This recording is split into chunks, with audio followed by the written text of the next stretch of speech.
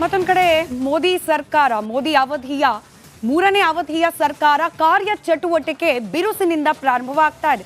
ಇವತ್ತು ಸಂಜೆ ನೂತನವಾಗಿ ಮಂತ್ರಿ ಮಂಡಲವನ್ನ ಸೇರ್ಪಡೆಯಾಗಿರುವ ಸಚಿವರ ಜೊತೆಯಲ್ಲಿ ಪ್ರಧಾನಿ ನರೇಂದ್ರ ಮೋದಿ ಮಾತುಕತೆಯನ್ನ ನಡೆಸಲಿದ್ದಾರೆ, ಸಭೆಯನ್ನ ನಡೆಸಲಿದ್ದಾರೆ.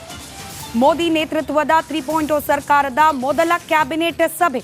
ಈ ಸಭೆ ಬಳಿಕ ಅಧಿವೇಶನ ಕರೆಯೋಕೆ ರಾಷ್ಟ್ರಪತಿಗಳಿಗೆ ಮನವಿಯನ್ನ ಸಲ್ಲಿಕೆ ಮಾಡಲಾಗುತ್ತೆ.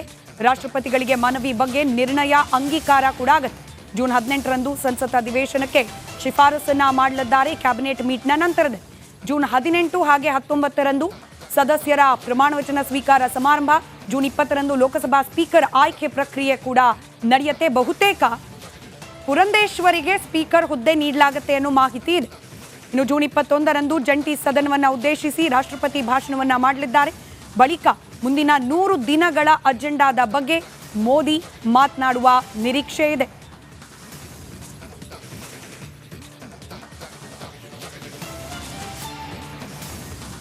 ಮತ್ತಷ್ಟು ಡೀಟೇಲ್ಸ್ ನಮ್ಮ ಪ್ರತಿನಿಧಿ ನಟೇಶ್ ನೀಡ್ತಾ ಹೋಗ್ತಾರೆ. ನೇರ ಸಂಪರ್ಕದಲ್ಲಿದ್ದಾರೆ ನವದೆಹಲಿಯಿಂದ. ನಟೇಶ್, ಮೊದಲ ಕ್ಯಾಬಿನೆಟ್ ಮೀಟ್ ಇವತ್ತು ಸಂಜೆ, ಅದಾದ ನಂತರದಲ್ಲಿ ಸರ್ಕಾರ ರಚನೆಯ ಭಾಗವಾಗಿ ಕೈಗೊಳ್ಳಲಾಗುವಂತಹ ಕೆಲವೊಂದಷ್ಟು ಪ್ರಕ್ರಿಯೆಗಳು ಅದಕ್ಕೆ ಚಾಲ್ತಿ ಸಿಗುತ್ತೆ. ಇವತ್ತಿನ ಮೀಟ್ನ ಬಗ್ಗೆ, ಇವತ್ತಿನ ಕ್ಯಾಬಿನೆಟ್ ಮೀಟ್ನ ಬಗ್ಗೆ ಏನೆಲ್ಲ ಮಾಹಿತಿಗಳು ಲಭ್ಯವಾಗ್ತಾ ಇದೆ?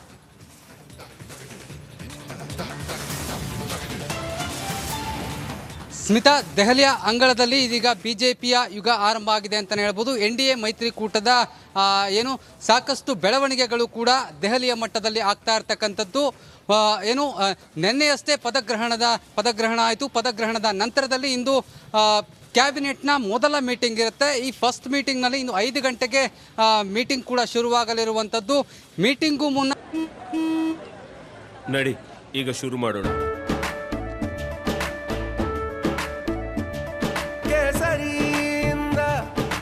ಮನೋಲ್ಲಾಸ ಮನಸ್ಸು ಮತ್ತೇರಿ ಕುಣಿದಾಡಿದೆ ನೋಡು, ಮನಸ್ಸು ಮತ್ತೇರಿ ಕುಣಿದಾಡಿದೆ ನೋಡು.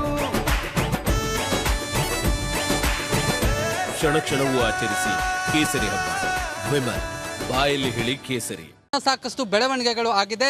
ಮೀಟಿಂಗ್ನಲ್ಲಿ ಸಾಕಷ್ಟು ವಿಚಾರಗಳು ಕೂಡ ಚರ್ಚೆ ಆಗಲಿರುವಂಥದ್ದು. ಯಾಕಂದರೆ 100 ದಿನಗಳ ಅಜೆಂಡಾವನ್ನು ಪ್ರಧಾನಿ ನರೇಂದ್ರ ಮೋದಿಯವರು ನಿನ್ನೆಯ ಸಭೆಯಲ್ಲೂ ಕೂಡ ಸಾಕಷ್ಟು ಸಚಿವ ಸ್ಥಾನದ ಸಚಿವರೇನಿದ್ರು ಅವರ ಜೊತೆ ಸಂಪೂರ್ಣವಾಗಿ ಚರ್ಚೆಯನ್ನು ನಡೆಸಿದ್ರು. ಇಂದು ಕೂಡ 100 ಅಜೆಂಡಾ ಏನಿದೆ ಆ ಅಜೆಂಡಾಗಳ ಸಂಪೂರ್ಣ ಚರ್ಚೆಗಳು ಕೂಡ ಇಂದಿನ ಸಭೆಯಲ್ಲಿ ಆಗುತ್ತೆ. ಯಾಕಂದರೆ ಬಹಳ ಪ್ರಮುಖವಾಗಿ ಮುಂದಿನ ಯೋಜನೆಗಳೇನಿದೆ ಆ ಯೋಜನೆಗಳಿಗೆ ಸಂಬಂಧಪಟ್ಟಂತೆ ಯಾವ ಎಲ್ಲ ನಿರ್ಣಯವನ್ನು ಕೈಗೊಳ್ಳಬೇಕು, ಯಾವ ರೀತಿ ನೂತನ ಸಚಿವರುಗಳು ಯಾವ ರೀತಿಯ ಕ್ರಮವನ್ನು ಕೈಗೊಳ್ಳಬೇಕು, ಅದರ ಜೊತೆಗೆ ಯಾವ ನಿರ್ಣಯಗಳನ್ನು ಕೈಗೊಳ್ಳಬೇಕು ಎನ್ನುವುದರ ಬಗ್ಗೆ ಸಂಪೂರ್ಣವಾಗಿ ಈ ಒಂದು ಸಭೆಯಲ್ಲಿ, ಕ್ಯಾಬಿನೆಟ್ ಸಭೆಯಲ್ಲಿ ಚರ್ಚೆಯಾಗುತ್ತೆ. ಇದಕ್ಕೂ ಬಹಳ ಪ್ರಮುಖವಾಗಿ ಏನು ಕ್ಯಾಬಿನೆಟ್ ಸಭೆಯಲ್ಲಿ ಯಾರಿಗೆ ಯಾವ ಖಾತೆಗಳನ್ನು ಕೊಡಬೇಕು ಎನ್ನುವಂತಹ ನಿಟ್ಟಿನಲ್ಲಿ ಸಾಕಷ್ಟು ಚರ್ಚೆಗಳಾಗಬೇಕಿದೆ. ಯಾಕಂದರೆ ಈಗಾಗಲೇ ದೇಶ ಹಾಗೂ ರಾಜ್ಯದಲ್ಲಿ ಯಾರಿಗೆ ಯಾವ ಖಾತೆ ಅನ್ನೋದ್ರ ಬಗ್ಗೆ ಸಾಕಷ್ಟು ಚರ್ಚೆಗಳು ಕೂಡ ಆಗ್ತಾ ಇದೆ. ಕೆಲವೊಂದು ಸಂಭಾವ್ಯರ ಪಟ್ಟಿಯಲ್ಲೂ ಕೂಡ ಬರ್ತಾ ಇದೆ. ಆದರೆ ಯಾರಿಗೆ ಯಾವ ಖಾತೆ ಎನ್ನುವಂಥದ್ದು ಮೀಟಿಂಗ್ನಲ್ಲಿ ಚರ್ಚೆಯಾದ ಬಳಿಕವಷ್ಟೇ ತಿಳಿಯಬರುತ್ತೆ. ಯಾಕಂದರೆ ಮೀಟಿಂಗ್ನಲ್ಲಿ ಎಲ್ಲ ಸಚಿವರುಗಳು ಕೂಡ ಭಾಗಿಯಾಗ್ತಾರೆ. ಹಾಗೆಯೇ ಹಿರಿಯ ನಾಯಕರು ಕೂಡ ಭಾಗಿಯಾಗುವಂಥದ್ದು. ಬಿಜೆಪಿ ಹಾಗೂ NDA ಮೈತ್ರಿಕೂಟದ ಅಂಗಪಕ್ಷಗಳೇನಿದೆ ಎಲ್ಲ ನಾಯಕರು ಕೂಡ ಭೇಟಿಯಾಗಲಿರುವಂಥದ್ದು. ಇದರ ಜೊತೆಗೆ ಮೀಟಿಂಗ್ನ ಬೆಳವಣಿಗೆಯಲ್ಲಿ ನೋಡೋದಾದರೆ ಏನು ಮೀಟಿಂಗ್ನಲ್ಲಿ ಹಲವು ನಾಯಕರು ಕೂಡ ಭಾಗಿಯಾಗಲಿರುವಂಥದ್ದು. ಸಾಕಷ್ಟು ಬೇಡಿಕೆಗಳನ್ನು ಈ ಹಿಂದೆ ಇಟ್ಟಿದ್ರು. ಆ ಬೇಡಿಕೆಗಳ ಬಗ್ಗೆ ಕೂಡ ಸಾಕಷ್ಟು ಚರ್ಚೆ ಆಗುತ್ತೆ. ಈಗಾಗಲೇ ಏನು ಬಿಜೆಪಿ ಕೆಲವು ಸಚಿವ ಸ್ಥಾನಗಳನ್ನು ತನ್ನಲ್ಲೇ ಇಟ್ಟುಕೊಳ್ಳೋದಕ್ಕೆ ಈಗಾಗಲೇ ತೀರ್ಮಾನವನ್ನು ಮಾಡಿರ್ತಕ್ಕಂಥದ್ದು.